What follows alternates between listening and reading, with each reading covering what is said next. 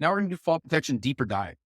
First, we're going to start off the pendulum distance. As you can see with this diagram, pendulum distance is to make sure, just like a pendulum, that the swing that takes place based on the anchor point is not so great that you could injure yourself further than the fall scenario is already dictating. So in this case, this guy's pendulum distance, he put his primary anchor too close to this wall so that when he fell, he swung off and landed right into the wall.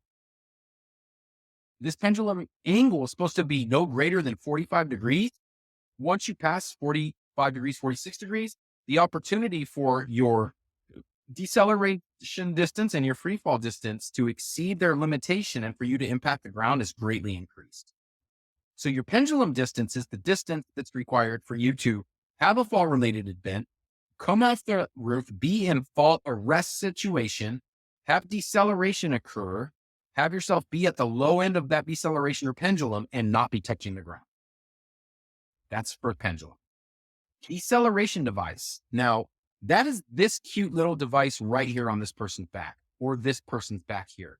But understand a couple key considerations. Number one, the anchor point is crucial. We talked about anchor installation, following manufacturer specifications and protocols, doing multiple anchors, making sure we have transitionary anchors, whatever it is, install those anchors correctly.